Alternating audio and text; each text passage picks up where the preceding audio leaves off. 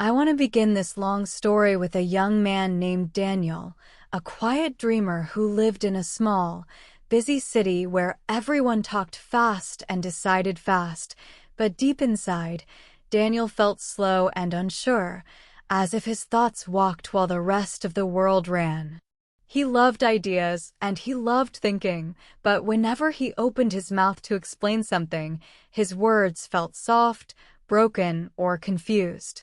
Sometimes they jumped ahead too quickly, and other times they came too late. People listened with half smiles, kind enough to wait, but not interested enough to stay. And each time this happened, Daniel felt a small pain inside, the feeling of someone who wants to speak, but cannot make his voice strong. One cloudy afternoon, while walking home from a long day of work, Daniel entered a small coffee shop to escape the cold wind outside. The shop was warm and smelled like cinnamon and fresh bread. At a corner table, two people were having a serious discussion. They were talking about a new rule in the city, something about a change in the bus system. Daniel sat nearby and listened quietly, just to pass the time. At first, he thought it was just a normal conversation, but soon, he noticed something powerful happening. One of the speakers, a woman in a blue coat, spoke slowly, clearly, and calmly. She made her point like she was building a simple house with strong bricks. First, she made a clear statement. Then she explained why she believed it. Then she gave an example. Then she explained why the example mattered. Her words were not fancy. Her voice was not loud. But people nearby looked at her, listened to her, and nodded again and again because her argument felt strong, clean, and connected. The second speaker, a young man with quick hands and fast speech, also had ideas, maybe even good ones, but he talked too fast, jumped between points, repeated himself, and forgot small details. His argument felt like a puzzle with missing pieces. And slowly, people turned their attention away from him and back to the calm woman. Daniel felt a small shock inside. It was almost like he could see their ideas moving like shapes in the air, one clear, one scattered. And in that moment, something inside Daniel changed. He realized that a strong idea means nothing if the argument behind it is weak, and even a simple idea becomes powerful if the argument is strong, clear, and structured. He whispered to himself, I want to speak like her. I want people to understand me. I want my ideas to be heard. That quiet thought was the spark that started his journey. The next morning, Daniel woke up early, with the memory of the woman's voice still in his mind. He dressed quickly, made a cup of tea, and sat by the window with a notebook. He wrote one simple question at the top of the page: what makes an argument strong? He stared at the question for a long time. He didn't know the answer. He only knew how it felt, how a strong argument sounded to his ears. It was calm. It was simple. It was organized. It flowed like a small river with no rocks, no sudden stops. He wanted to understand how to build something like that with his own voice. He went to the library near his house, a quiet place with wooden tables, big windows, and tall bookshelves that whispered old stories. Daniel walked between the shelves feeling small but hopeful. He found books about communication, speaking, debate, persuasion, and structure. At first, the books felt too heavy, filled with complex words he did not know. But he kept looking. Finally, at the lowest shelf, he found a small book with a simple title, Clear Speaking for Real People. The book had soft pages and simple language. It felt like it was written just for him. He picked it up, sat at a table, and read. The first chapter said something that stayed in his mind forever. The strength of an argument begins with the clarity of the idea. Daniel read the sentence again and again. He realized he often tried to speak before he truly understood what he wanted to say. His thoughts were like leaves flying in the wind. He needed to gather them, hold them still, and choose one leaf at a time. The book gave a simple exercise: Say your idea in 1 sentence. Not 2. Not 5. 1. Daniel closed the book and tried. He chose a simple topic: why people should read more books. But when he tried to say it in 1 sentence, the words became messy and long. He tried again. Still messy. He tried a third time, slower, thinking deeper. And finally, he said, reading books helps people understand life better. It was simple. It was clear. It was one idea. And for the first time in a long time, Daniel felt something strong inside, the beginning of control. Later that week, Daniel returned to the library again and again, practicing his 1 sentence ideas. He tried topics about health, technology, friendship, nature, and learning. Some sentences came easily, others took longer. But with each idea he shaped, his mind felt cleaner and his thoughts felt lighter. One afternoon, the librarian, an old woman with silver glasses and a soft voice, walked by his table and smiled. She had seen him reading and writing for days. "You are training your mind," she said gently. "That is good. Most people never learn to do that." Daniel smiled shyly. "I want to speak better," he said. "I want to build strong arguments like the people who speak with confidence." The librarian sat down beside him. "Arguments," she said, "are not about sound or speed. They are about order. When your mind is in order, your voice becomes strong." She picked up a piece of paper and drew a small bag. Imagine a traveler carrying a heavy bag filled with many things: clothes, tools, papers, food, shoes, all mixed together. When he needs something, he cannot find it. His journey becomes slow and difficult. She pointed at the bag and then at Daniel's notebook. This is what happens when you speak without clarity. Your ideas are all mixed inside your mind. You need to open the bag, remove what you don't need, and keep only the things that help you move forward. That is clarity. Daniel looked at the drawing and understood. His arguments had been like that heavy bag. Too many things packed together. Too many ideas connected loosely. He realized he needed to remove the extra thoughts and keep only what mattered. The librarian stood up, touched his shoulder, and said, "Start with one simple idea. Then add only what supports it. Nothing more." Daniel nodded, feeling grateful and inspired. Over the next few days, something changed in Daniel's daily life. He began paying attention to how people around him argued. At work, he listened to his coworkers talk about problems with clients or decisions from managers. Some spoke with clarity, offering one idea at a time. Others spoke with confusion, jumping in circles, losing the main point. Daniel could now see the difference. He watched television news at night and studied how some speakers explained their points. Clear speakers made simple statements, gave reasons, shared examples, and explained why those examples mattered. Confusing speakers spoke too fast or gave too many ideas at once. Daniel felt as if he had discovered a quiet superpower, the ability to see structure inside speech. And with each day, he wanted to practice more. One evening, Daniel sat alone in his room with a small lamp glowing on his desk. He opened his notebook and wrote a new topic: why people should learn English. He took a deep breath and said his idea in 1 sentence: learning English opens new opportunities for people. He felt good. Then he tried to support it. He remembered what he had observed in the coffee shop, the calm woman who spoke with structure. Daniel tried to copy the same pattern: point, reason, example, meaning. He spoke slowly. Learning English opens new opportunities for people because English is used in many countries and many jobs. Then he added an example.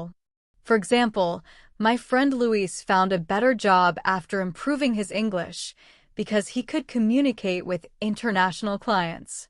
Then he explained the meaning. This shows that English can help people find better chances for work and travel.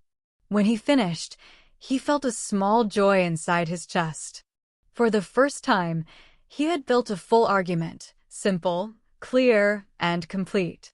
He spoke it again and again, and each time it felt a little smoother, a little more natural, like water learning how to flow. The next morning, Daniel practiced his speaking while walking to work. He spoke softly so no one could hear him.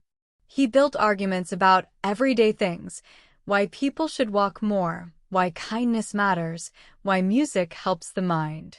He did not care if the topics were simple. He only cared about the structure. Claim, reason, example, meaning. His arguments began to feel like small stories. They had a beginning, a middle, and an end.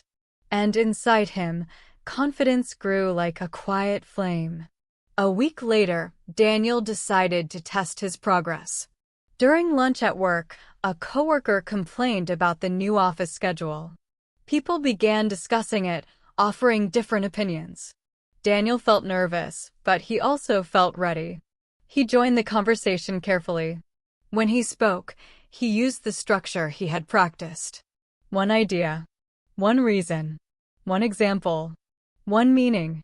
His voice was calm, his words simple, and his point clear. People looked at him with interest. Some nodded. Some asked questions. No one interrupted him. And for the first time in his life, Daniel felt the power of a strong argument coming from his own voice.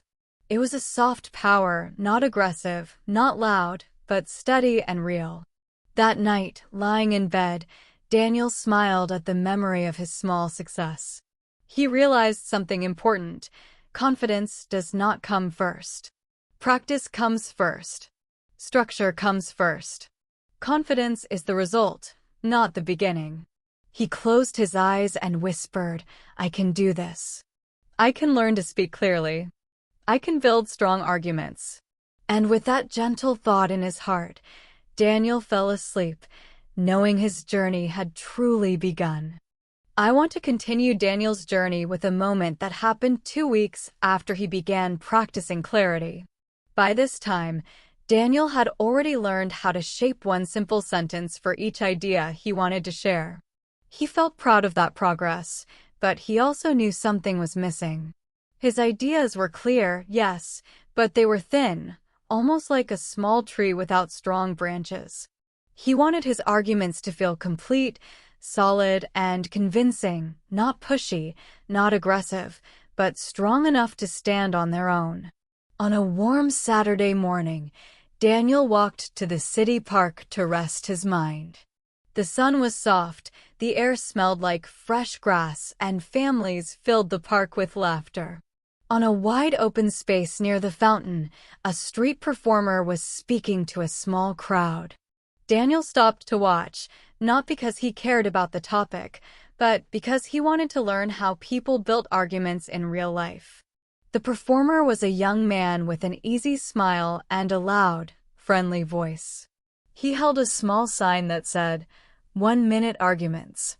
Any topic. People would shout ideas, and he would argue for or against them, just for fun. A teenager shouted, "Dogs are better than cats."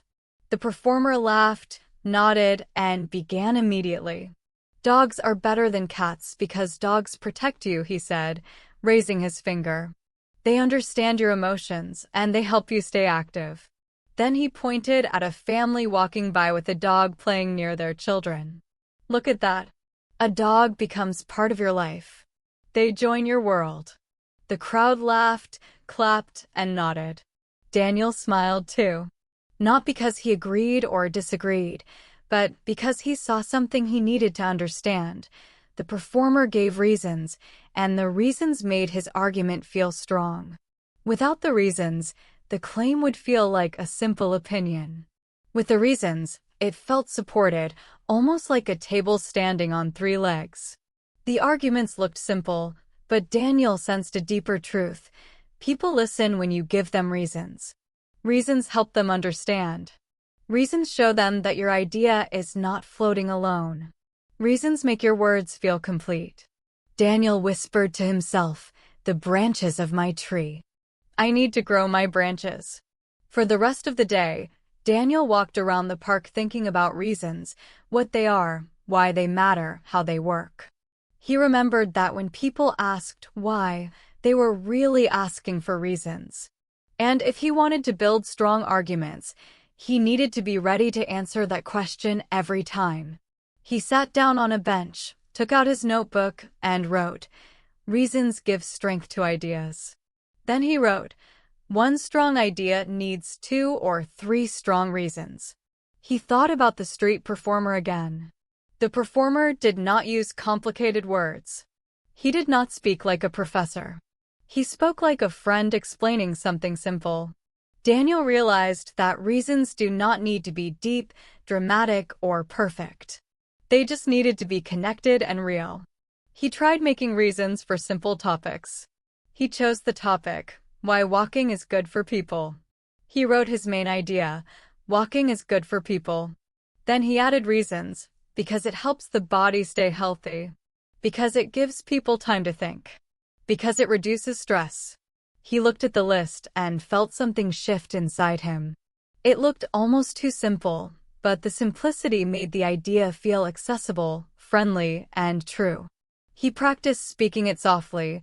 Walking is good for people because it helps the body stay healthy, because it gives people time to think, and because it reduces stress. It sounded natural.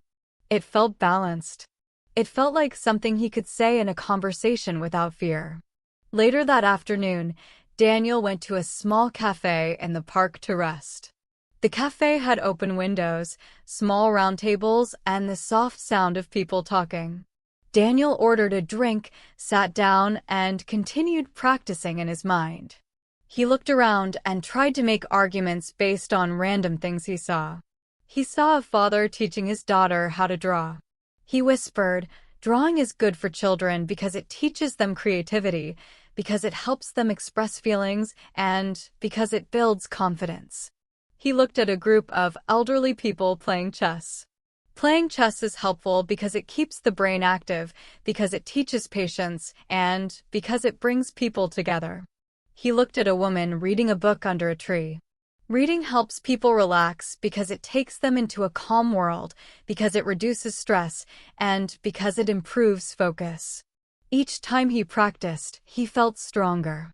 He felt like his mind was learning to move in a new way, slower, cleaner, more organized. Suddenly, Daniel noticed something unusual at a nearby table. A pair of friends were discussing something serious. Their voices were raised, not in anger, but in intensity. He listened carefully. One friend said, "We need to move the meeting to Saturday. It's the only day when everyone is free." The other shook his head. "No, Saturday is a terrible idea. Nobody wants to work on weekends." They went back and forth, but something was missing. Their arguments had no reasons.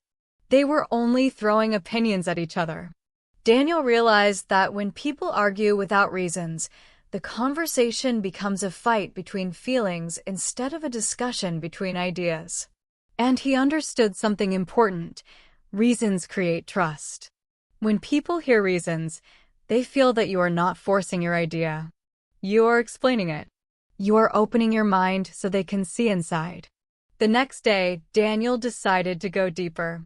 He returned to the library and searched for books again. This time, he found a book about logical thinking written in simple language. One line stood out: "A reason explains the connection between your idea and reality." Daniel copied this sentence into his notebook. He realized that reasons show people why your idea matters in the real world. Without reasons, your argument is only a feeling. With reasons, your argument becomes a bridge between your mind and the listener's mind. He needed to learn how to build that bridge.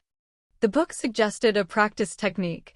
Ask yourself, why, 3 times. Daniel tried it. He wrote, "People should save money." Why? Because saving money protects people from emergencies. Why? Because emergencies are unpredictable and stressful. Why? Because when people do not have savings, they feel afraid and limited. He looked at the chain of reasons and felt amazed. His simple idea had grown roots. It had become deeper with each why. He realized that strong reasons come from asking questions, thinking slowly, and connecting ideas step by step. He practiced this method with different topics. At first, it felt difficult, like lifting a heavy weight. But after some time, it became easier, like learning a new rhythm.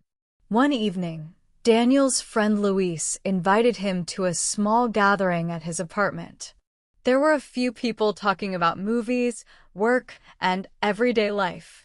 Daniel felt shy at first, but he listened carefully. Someone brought up the topic of public transportation in the city. People complained that buses were always late, tickets were expensive, and the schedule was confusing. Daniel felt a small push inside him, the desire to speak. He waited for a pause and then shared his idea. I think the city should improve the bus system because transportation affects people's daily lives. Everyone looked at him. He felt nervous, but he continued. It affects people's time, their stress levels, and even their job opportunities. He stopped. He waited. People nodded. Someone said, that's true.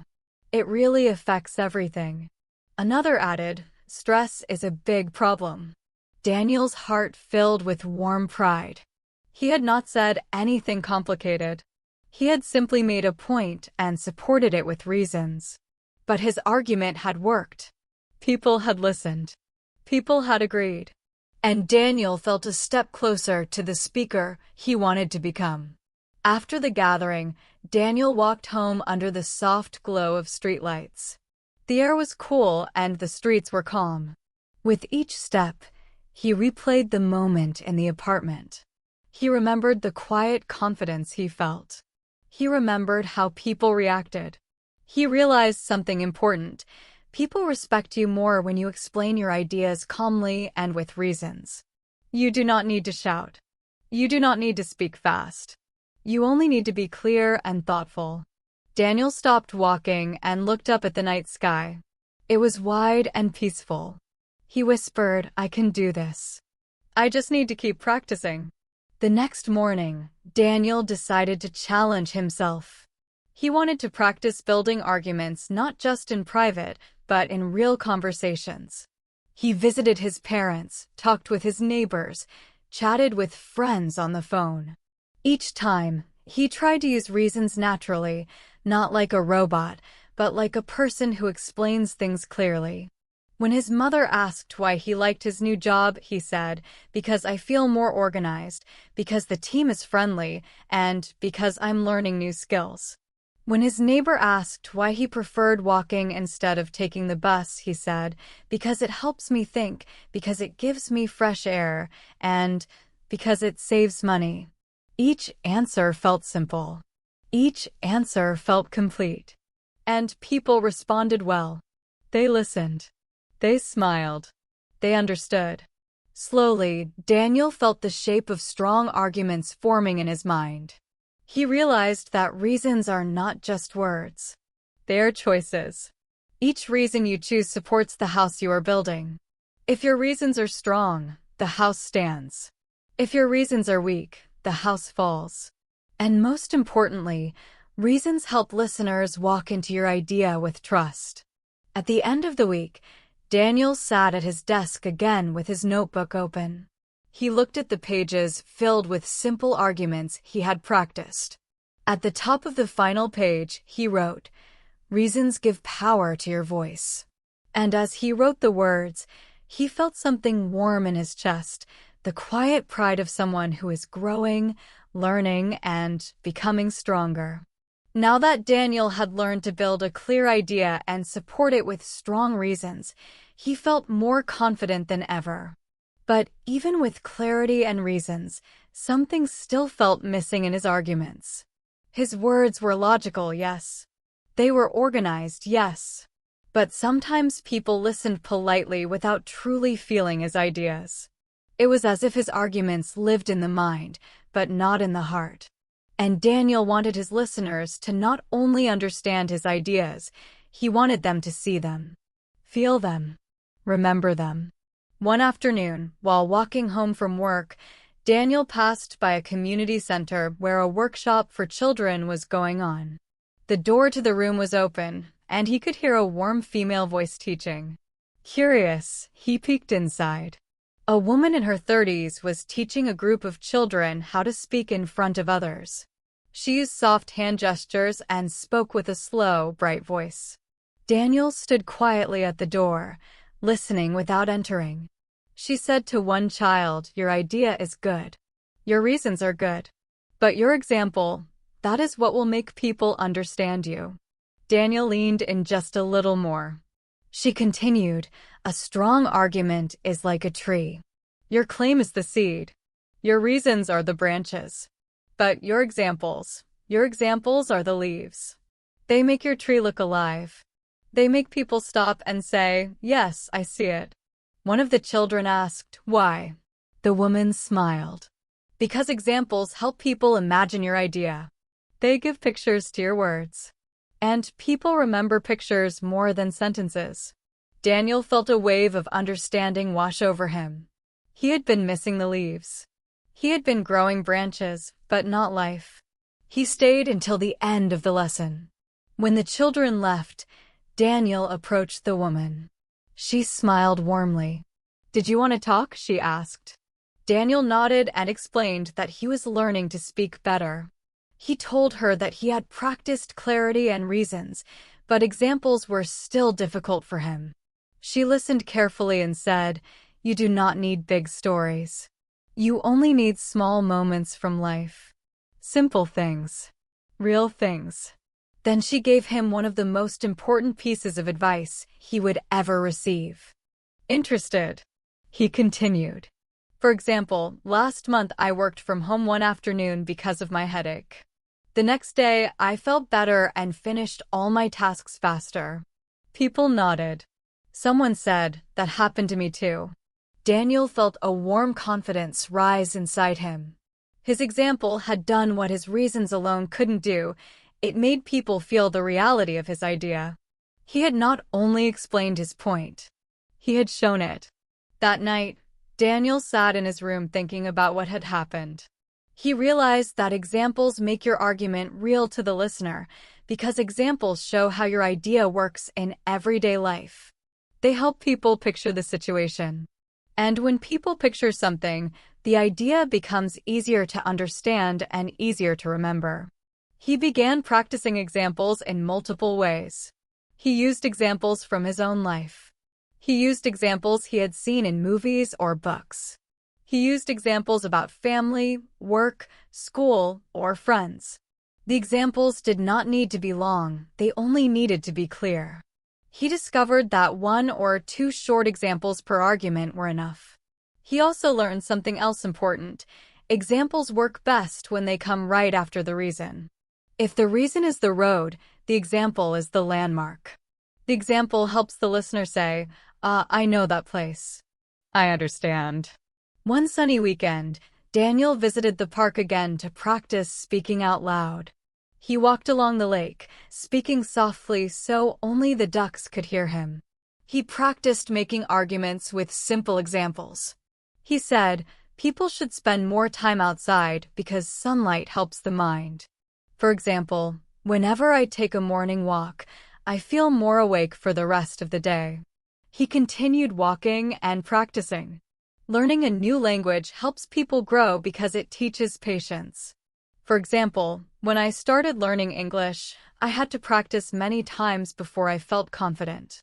Each time he used an example, he felt the argument become heavier, fuller, more complete, like a cup being filled with water. And slowly, Daniel realized something new. Examples create connection between the speaker and the listener. When he used examples from his own life, people felt closer to him.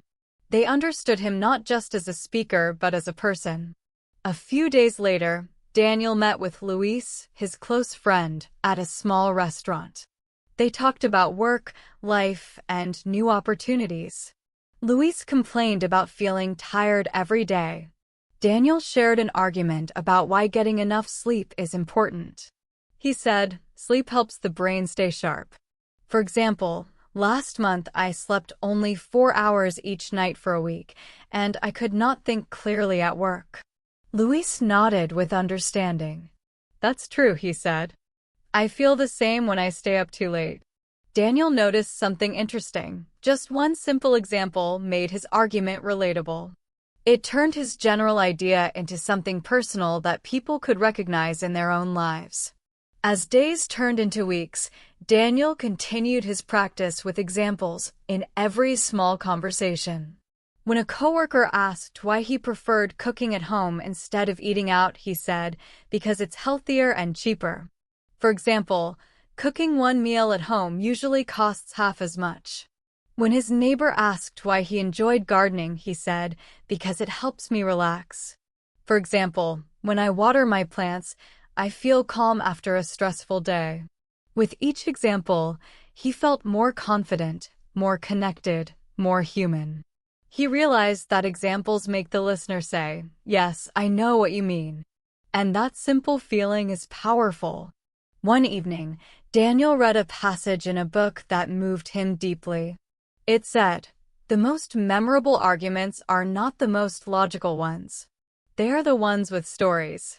Daniel closed the book and whispered to himself, "I need stories." But he also remembered that stories do not need to be big or dramatic. A story can be a moment. A story can be a memory. A story can be something you saw on your way to work. The power of the story comes not from its size, but from its truth. He began collecting small stories from his life. He wrote them in his notebook, moments from childhood, from school, from work, from daily routines. Some were happy, some were sad, some were simple, but all were real. He knew he could use these small stories as examples in future arguments. As he practiced, Daniel began to understand something deeper. Examples reveal the speaker's humanity. When you give an example, you are not only proving your point, you are opening your life, little by little, to the listener. And when you do that, people trust you more. They listen more closely. They remember more clearly. One day, Daniel decided to test himself again. He joined a small discussion group at the community center. The topic was education. People were sharing their thoughts about whether school teaches important life skills. When it was Daniel's turn, he spoke with calm confidence. "I think schools should teach more practical skills because these skills help students in real life." He paused. People listened. He continued, "For example, when I finished school, I did not know how to manage money. I had to learn everything by myself. If school had taught that, I would have felt more prepared." When he finished, the room fell quiet for a moment, not an awkward silence, but a thoughtful one. Then someone said, "That's true. I struggled with that too." Another said, "I wish school had taught us about taxes." Daniel felt warm satisfaction inside. His example had opened a door. People were not only thinking about his argument, they were remembering their own lives. By the end of the meeting, Daniel realized something powerful. Examples help people find themselves inside your argument. They do not listen as strangers anymore. They listen as people who have lived something similar. And when listeners feel connected to your idea, the argument becomes not just strong, but meaningful. That night, Daniel walked home slowly, feeling the cool breeze on his face. He looked up at the stars and whispered, "Examples bring the story alive." He knew he still had more to learn, but he also knew he was getting closer to becoming the speaker he wanted to be. His voice felt fuller now. His arguments felt richer. His confidence felt deeper. He had learned clarity. He had learned reasons. And now he had learned the magic of examples, the magic that turns simple sentences into stories people remember. By this stage in Daniel's journey, he felt stronger than ever.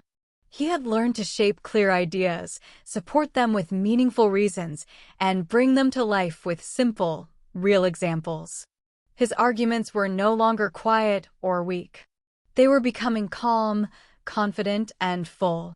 But even with this new confidence, Daniel soon discovered that argument strength is not measured only by how well you explain your own idea, it is also measured by how deeply you understand the ideas of others. This next lesson did not arrive softly. It came during a challenging evening that tested Daniel in a new way. It began when Daniel received an invitation to a small community discussion event. It was an open conversation where people shared opinions about topics happening in the city. It was not formal, just a group of neighbors and friends gathering to talk about real problems. Daniel decided to go because he knew he needed more practice speaking in front of people. He walked into the community center, sat on a chair in the circle, and breathed slowly to calm his nerves. The topic of the evening was about the city's plan to reduce parking spaces in order to create more walking and biking areas. Immediately, the room filled with voices, some excited, some frustrated, some unsure. Daniel listened carefully. He heard people saying that more walking areas would make the city healthier and safer for children. He also heard others saying that fewer parking spaces would make life harder for people who needed cars for work. The discussion grew louder, the energy rising like waves. Daniel waited quietly, unsure of when to speak. After some time, he raised his hand and shared a simple idea. I think creating more walking areas is helpful because it makes the city safer. He shared a reason and an example. People nodded politely.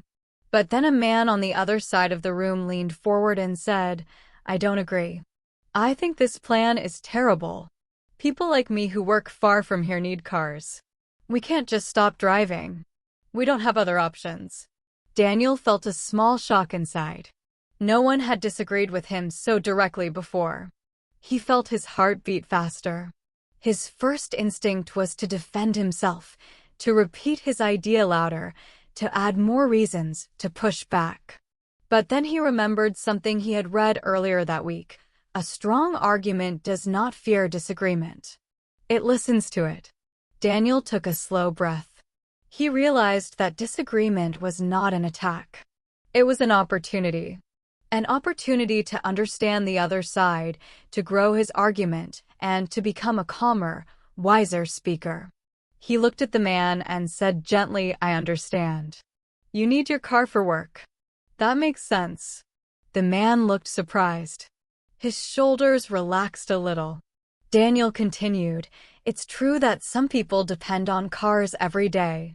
Walking areas may make things harder for them. The man nodded slowly. And in that small moment, the room became quieter, softer. Daniel realized something powerful. When you acknowledge the other side, people feel respected. And when people feel respected, they listen. Then Daniel added, but maybe the city can try a balance, more walking areas in some places, and better parking solutions in others. That way children can have safer spaces, and people who need cars can still get to work easily. The man nodded again, this time with understanding instead of resistance. Someone else said, that might work. A woman added, yes, balance is the key. Slowly, the discussion calmed down. The energy softened. And Daniel felt the entire circle shift from conflict to connection. When the meeting ended, Daniel stepped outside into the cool evening air. He felt exhausted but proud. He realized he had just learned one of the most important lessons in building strong arguments. Understanding the other side makes your argument stronger, not weaker. It shows that you are not afraid of different ideas. It shows that you care about fairness. It shows that you want solutions, not victories. As he walked home under the streetlights, Daniel thought about the moment when he had almost reacted with fear. If he had pushed back, the man might have grown defensive. The room might have become tense. People might have stopped listening. But because Daniel had chosen to listen first, the conversation had opened, not closed. He learned that when someone disagrees with you, they are giving you a map that shows where their worries are, what their needs are, and what parts of your argument are still unclear. The next morning, Daniel sat at his table with a notebook and wrote, "Understanding the other side is not losing. It is learning." He read this sentence over and over. He realized that strong speakers do not see disagreement as a wall. They see it as a door. And the only way to walk through that door is with calm curiosity. That day, Daniel began practicing a new skill, the skill of recognizing the other side. He chose simple topics and tried to think about what someone with a different opinion might say. For example, he wrote, "People should use public transportation more often." Then he asked himself, what might someone disagree with? He wrote, "Some people might say that public transportation is slow or uncomfortable." Then he practiced acknowledging that side calmly. It's true that buses can sometimes be slow, and that can be frustrating. Then he practiced returning gently to his point, but improving public transportation can make it faster and more comfortable for everyone. He practiced this structure many times. Acknowledge, understand, return. He said it softly to himself, over and over again, until it felt natural. Later that week, Daniel met with Luis again. They were sitting at a cafe, eating lunch, when Luis complained about the idea of working from home too often. Daniel felt excited. It was another chance to practice understanding the other side. Luis said, "People say working from home is great, but I think it makes people lazy." Daniel paused and breathed. He said calmly, "I understand why you feel that way. Some people do get distracted at home." Luis nodded. Daniel continued, "But some people also concentrate better at home because it's quieter. It depends on the person." Luis leaned back and said, "That's true. Some days I actually work faster at home." Daniel smiled gently. He was learning that acknowledging the other side does not weaken your argument. It opens space for real understanding. As days passed, Daniel practiced this new skill in many situations. When his mother said she didn't like online shopping, Daniel acknowledged her concerns before sharing his view.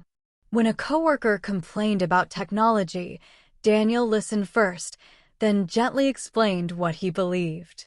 And each time, the conversation felt smoother. People did not push back or argue. Instead, they felt heard, respected, and open. Soon, Daniel realized something deeper. Understanding the other side is not just a speaking skill, it is an emotional skill. It requires patience. It requires curiosity. It requires empathy.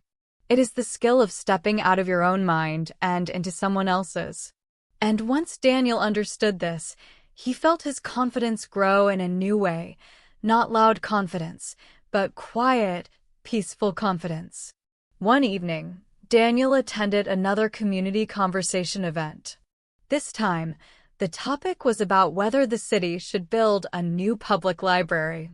The discussion began energetically. Some people loved the idea and said it would help students and families.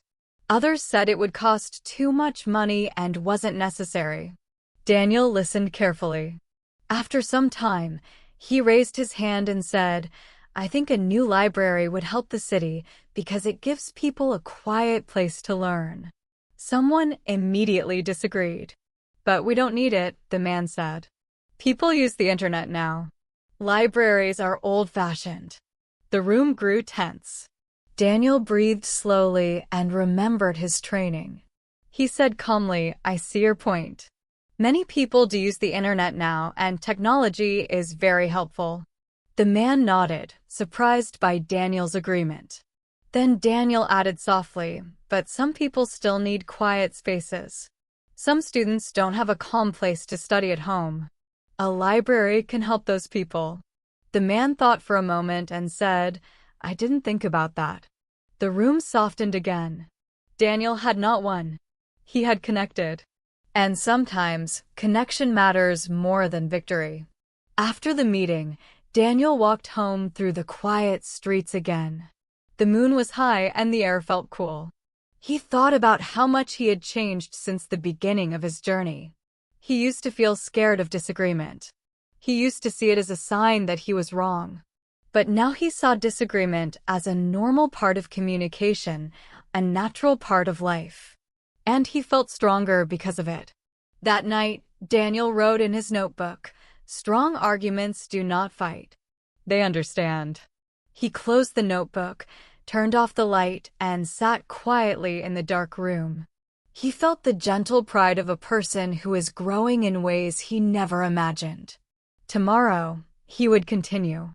But tonight, he allowed himself to feel grateful for clarity, for reasons, for examples, and now, for the wisdom of understanding the other side.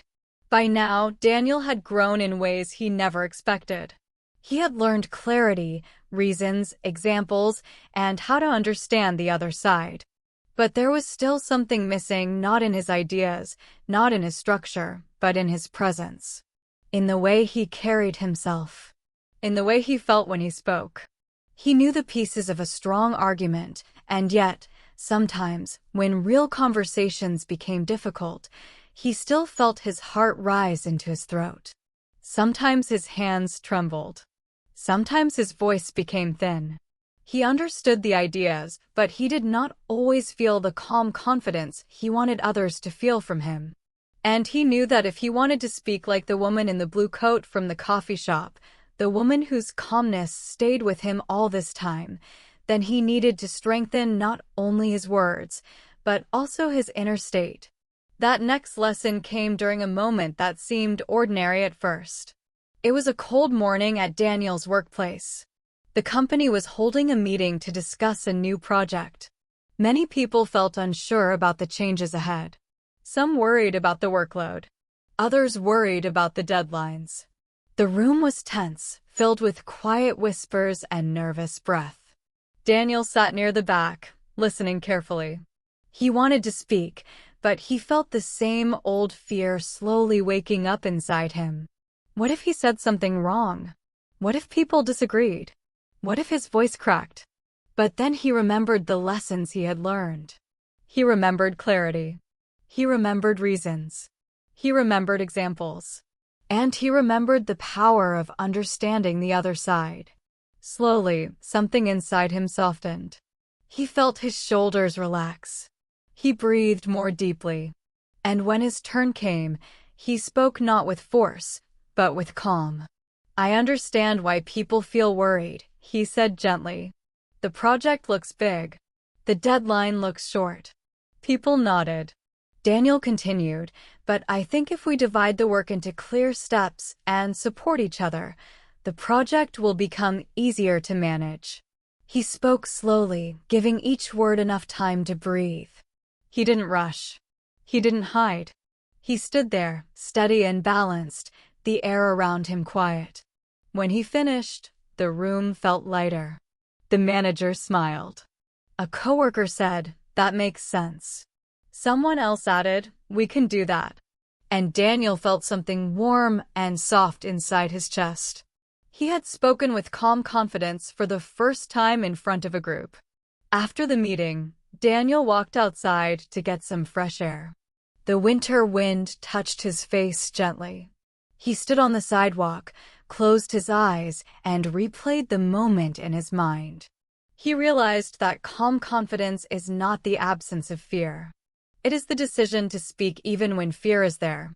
It is the skill of breathing slowly, thinking clearly, and trusting yourself. It is the ability to hold your mind steady while your heart beats fast. And that skill takes time. Later that week, Daniel decided to learn more about staying calm in communication. He visited the library again and found a small book about speaking anxiety. The book explained something important. Nervousness is normal. Everyone feels it. The difference is how we breathe and how we think. The book suggested that before speaking, a person should breathe slowly, imagine their idea clearly, and remind themselves that they do not need to be perfect, only present. Daniel practiced this technique every day. Before speaking with coworkers, he breathed slowly. Before answering a question from his parents, he breathed slowly. Before making a small argument at the grocery store, He breathed slowly. Slowly, he began to feel a new kind of strength grow inside him, a strength that was not loud or aggressive, but quiet, steady, and deep. Answering a question from his parents, he breathed slowly. Before making a small argument at the grocery store, he breathed slowly.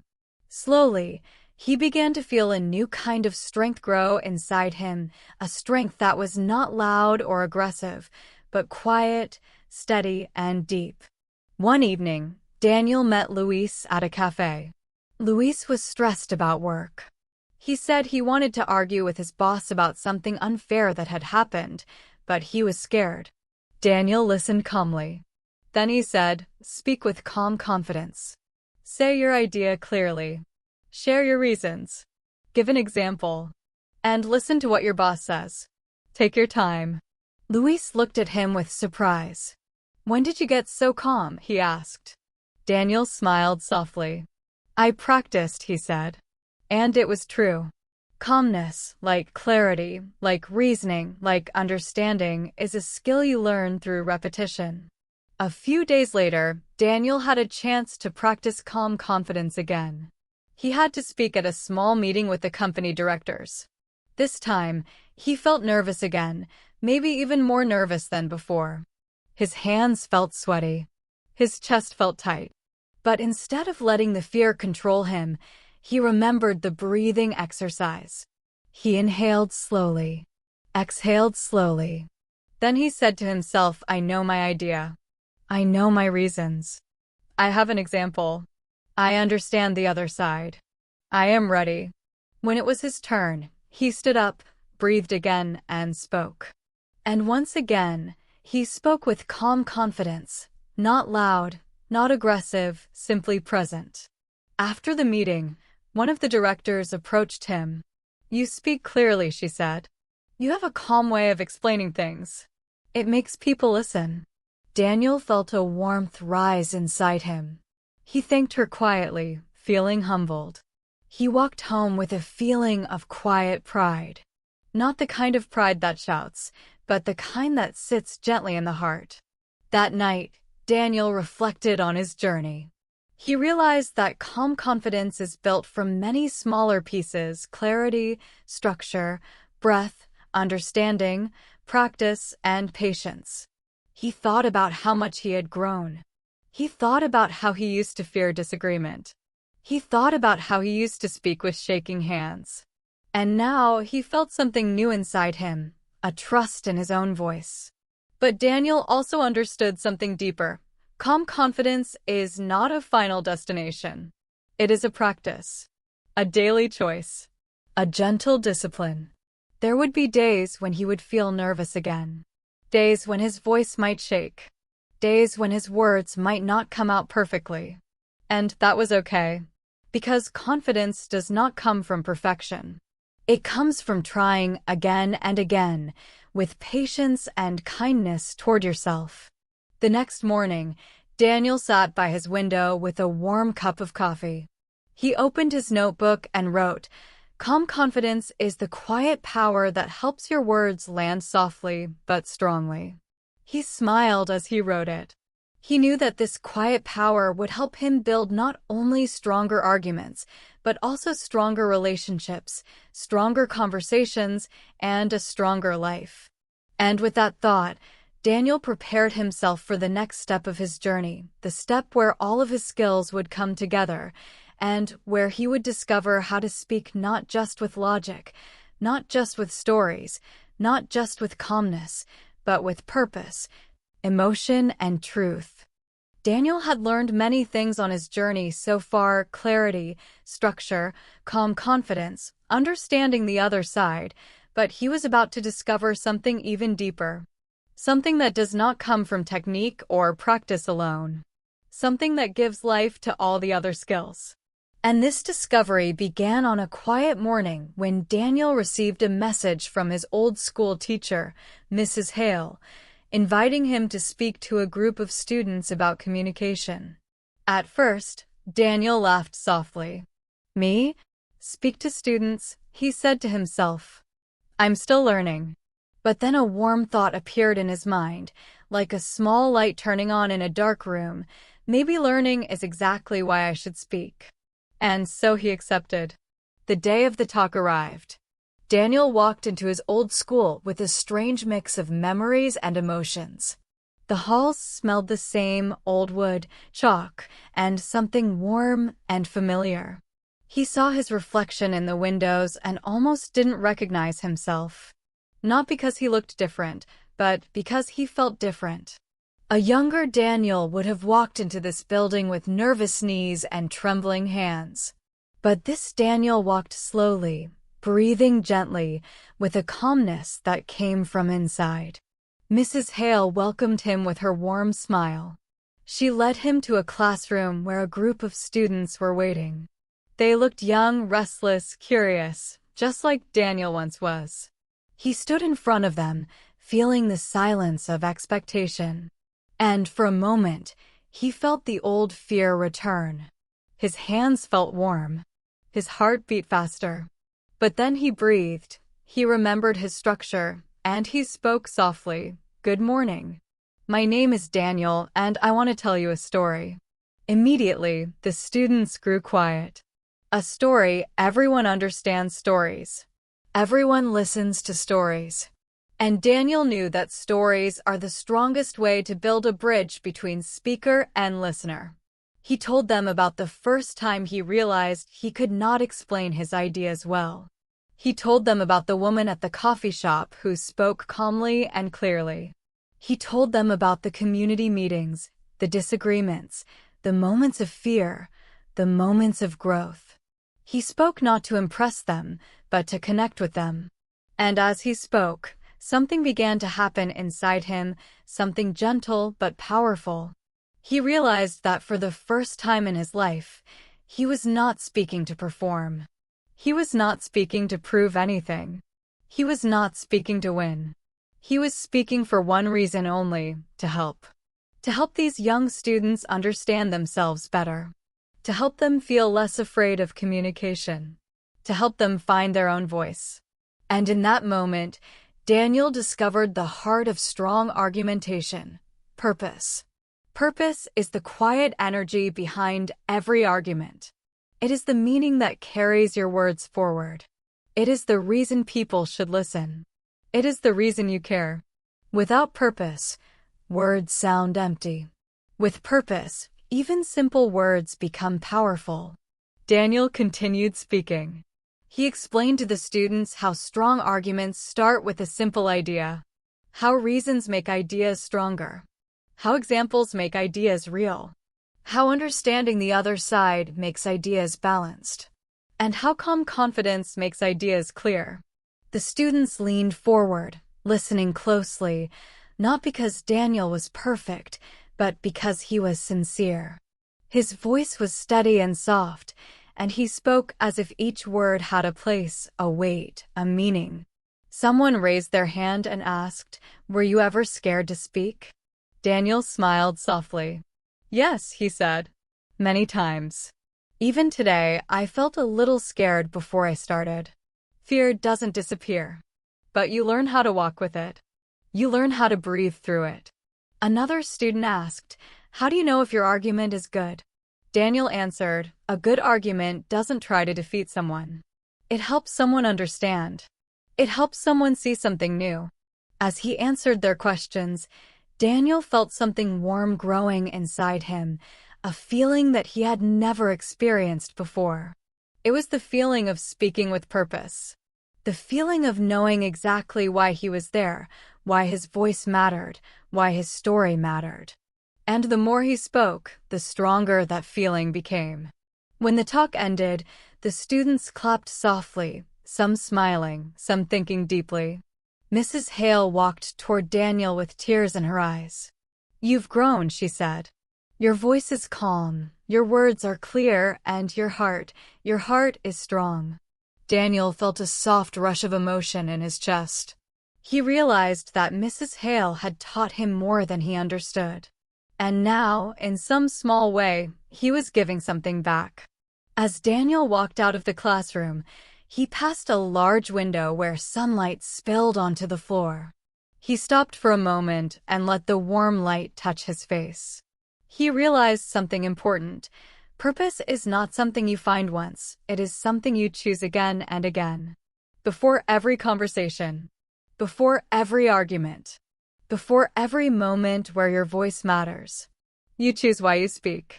You choose what your words serve. You choose who you want to help. Daniel knew that from now on, he would speak with purpose, not to win, not to impress, but to understand, to share, and to guide. He felt proud of himself, not for being perfect, but for being honest, for being open, for being human. Later that afternoon, Daniel walked through the city, feeling light and thoughtful. He watched people walking, talking, laughing, arguing, thinking. He realized that everyone, everywhere, is trying to express something, a truth, a fear, a hope, a belief. But not everyone knows how to express it clearly. Not everyone knows how to speak with purpose.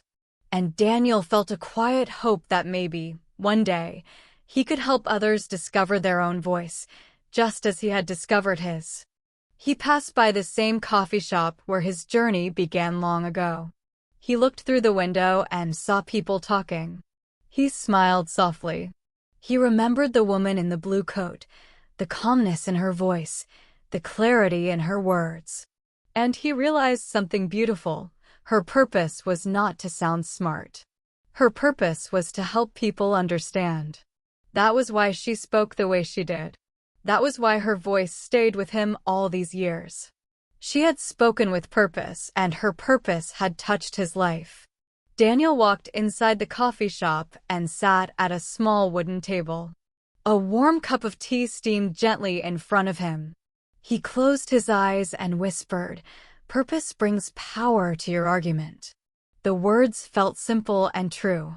He wrote them in his notebook so he would never forget.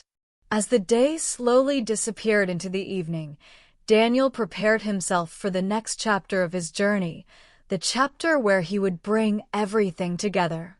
Not just clarity, not just structure, not just calmness, not just understanding, not just purpose, but the harmony of all of them, flowing like one strong, gentle river. This next chapter would take him deeper than ever before.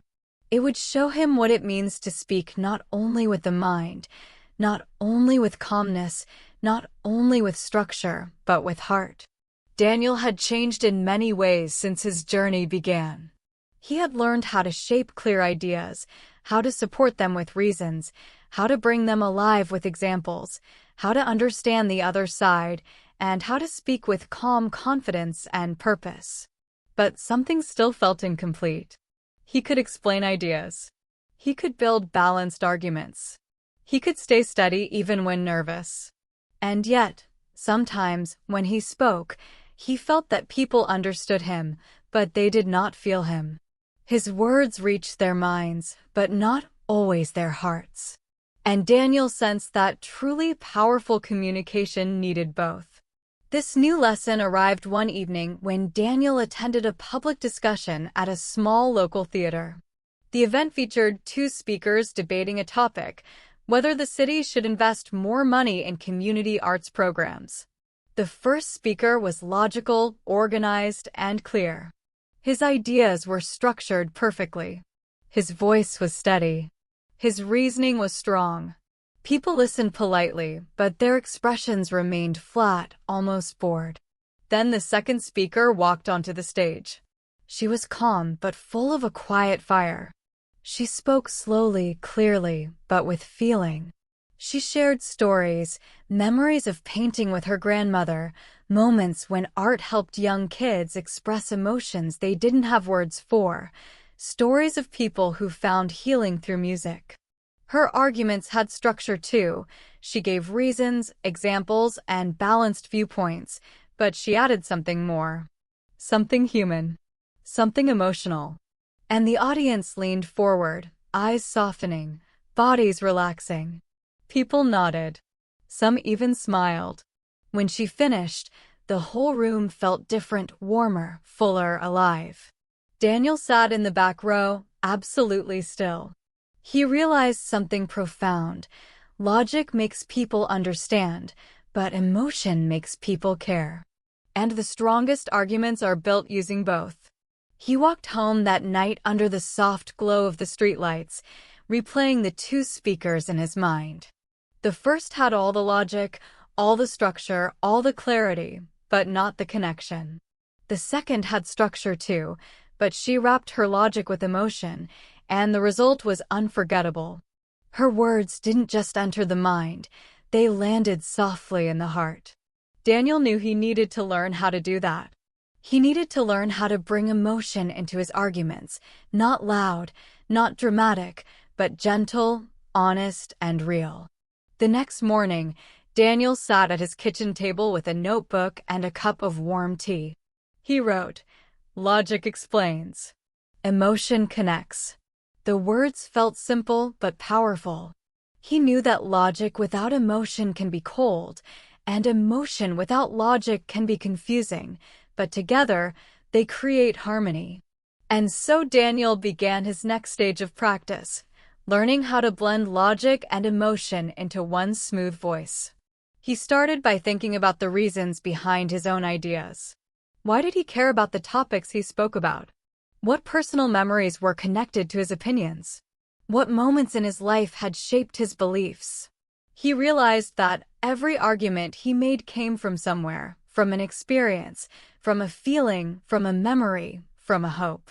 And if he could share just a small piece of that, his arguments would become more alive.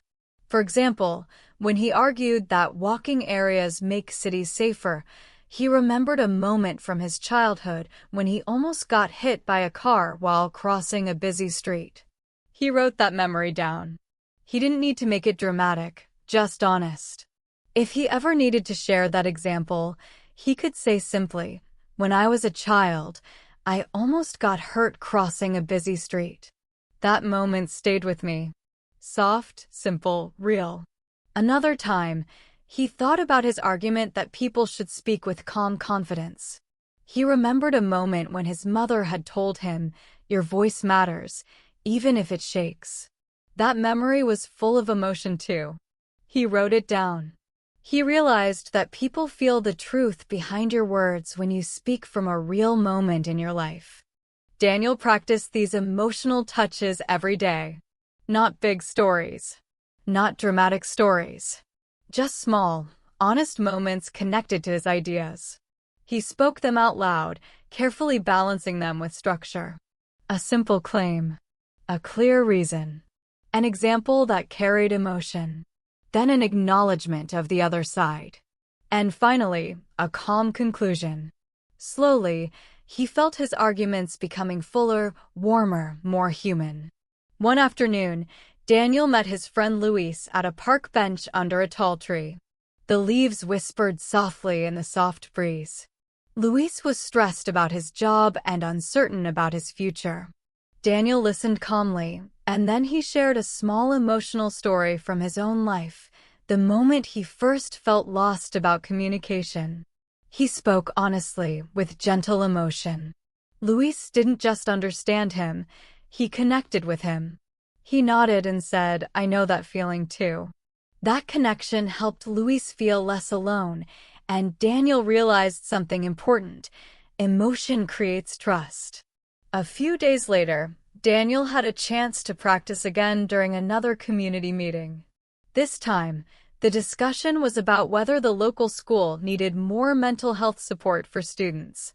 Daniel spoke logically at first, offering reasons and examples, but then he added a gentle piece of emotion. He said, "Many young students carry heavy things in their hearts. When I was young, I sometimes felt lost, but I didn't know how to talk about it." The room grew quiet. People listened with softer eyes. And Daniel saw again that emotion, when shared with honesty, does not make you weak, it makes you real.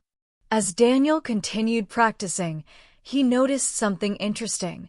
He did not need to add emotion to every sentence. Just one small emotional moment in an argument, one soft truth, one simple memory, one human detail was enough to bring his argument alive. He did not try to perform emotion. He did not try to impress anyone. He simply shared a human moment, gently and naturally. Daniel also learned that emotion doesn't always come from memories. Sometimes it comes from hope. Sometimes it comes from care. Sometimes it comes from what we want for the future. For example, when he argued for more green spaces in the city, he spoke not only with logic but also with hope. I want children to grow up in a city where they can breathe fresh air and feel safe playing outside. Simple. True. Emotional. With each passing day, Daniel felt his voice becoming fuller. His words had structure and clarity. His arguments had balance and calmness. But now they also had heart. He was learning how to speak not only with his mind, but with his entire self. Then came the moment that showed him how far he had grown. One evening, Daniel was invited to speak at a neighborhood event about the importance of community spaces. People gathered in a small hall. The lights were warm. The air felt peaceful. Daniel stood in front of the group and began with a simple story, the story of how he used to feel invisible when he was younger, and how community spaces helped him feel more connected. He spoke gently with soft emotion. Then he built his argument with clear reasons. He shared examples. He acknowledged the other side. He stayed calm. He stayed balanced. He stayed true. When he finished, the room was completely still. People looked at him with a deep sense of respect and connection. And then they applauded, not loudly, not wildly, but warmly. A kind of applause that says, "We felt you. Thank you." Daniel felt emotion rise inside him, but this time, it was not fear. It was gratitude. He walked home that night feeling lighter than he had felt in months. Logic and emotion were no longer separate things in his mind. They had become partners. They had become a harmony inside him. And he realized that when you speak with both, with a clear mind and an open heart, people do not just hear your argument. They experience it. As he walked past the familiar streets, Daniel whispered softly to himself, "Logic helps people think. Emotion helps people feel. Together, they help people understand." He wrote those words in his notebook when he reached home. He knew he had discovered something important, something that would guide him for the rest of his life. And now, with this harmony fully alive inside him, Daniel was ready for the final step of his journey, the step where he would learn how to bring all of these elements together into one complete voice. A voice that could speak clearly, calmly, logically, emotionally, and purposefully all at the same time.